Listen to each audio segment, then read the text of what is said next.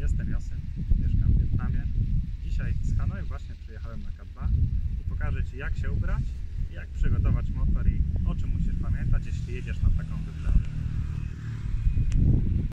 Przed Wami Wietnamka w podróżnym outficie. Jego główną funkcją jest ochrona przed prażącym słońcem.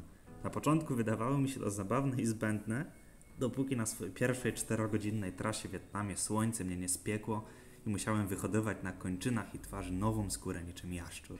Tak wyglądałem po przyjeździe. Zaczynając od góry. Ważny jest przylegający kask, by nie latał jak ten. Przy większych prędkościach wiatr ciągnie nam go do tyłu, przemęczając mięśnie szyi. Widziałem również kilkukrotnie, jak ludziom pędzwiał kask z głowy. Znacznie lepiej wybrać pełny kask z szybką, który dobrze przylega i ochroni przed wielkimi owadami rozbijającymi się nam na twarzy. Problemem w nim jest jednak szybkie przegrzewanie się i pocenie głowy, w szczególności osób z dłuższymi włosami. Dlatego sporo osób w Wietnamie przedkłada komfort nad bezpieczeństwo i używa kasków, które są bardziej plastikową czapeczką z daszkiem niż faktyczną ochroną. Jeżeli zdecydujecie się na wersję kasku bez szybki, pamiętajcie o okularach przeciwsłonecznych. Słyszałem już dwukrotnie historię, że ktoś stracił oko przez latające robactwo na trasie. Wybierzcie też dość obszerne okulary, by chroniły przed słońcem jak największy obszar twarzy. Maseczki na motorach Azjaci używają, by zasłaniać twarz przed słońcem oraz nie wdychać wszechobecnego pyłu, smogu i spalin.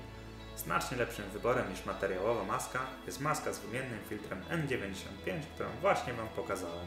Ochroni ona znacznie lepiej nasze płuca. Oprócz zasłaniania twarzy, warto nałożyć na nią mocny krem przeciwsłoneczny. Wietnamki chronią się specjalnym strojem.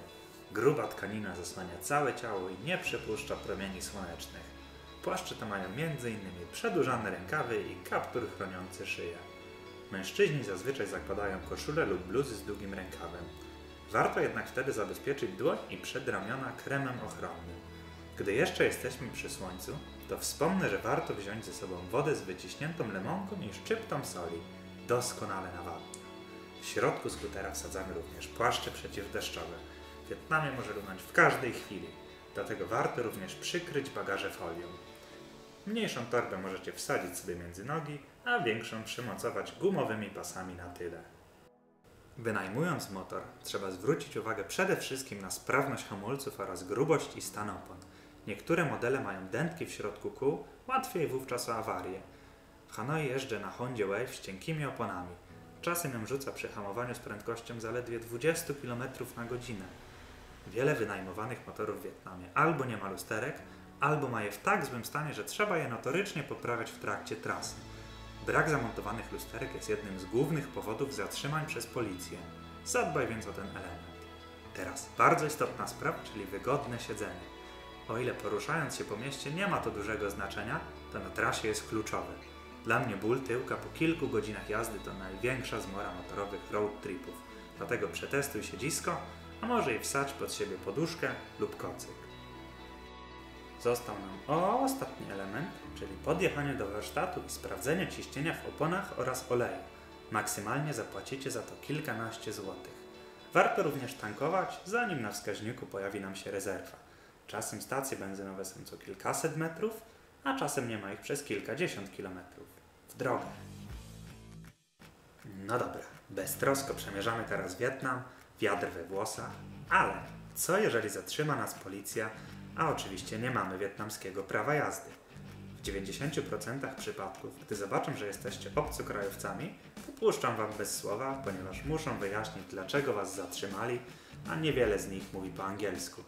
Niektórzy jednak nauczyli się języka i polują na obcokrajowców z zasobnym portfelem. Co robimy w takim przypadku, gdy nas zatrzymają i nie puszczą od razu? Policjant wówczas zaprosi Cię do budki lub auta, pokaże tabelę z karami za przewinienie, którego dokonałeś. Zazwyczaj to będzie około 800 000 dongów do 1 000 000. Chwilę śmieszkujemy z nim, przepraszamy i mówimy, że mamy tylko 200-300 tysięcy dongów przy sobie i czy jest ok. Będzie ok. Jak Cię zatrzymają następnie na tej samej trasie, to powiedz, że już Cię wcześniej zatrzymali i zapłaciłeś. Po więcej informacji zapraszam na mojego bloga www.vietnamblog.pl.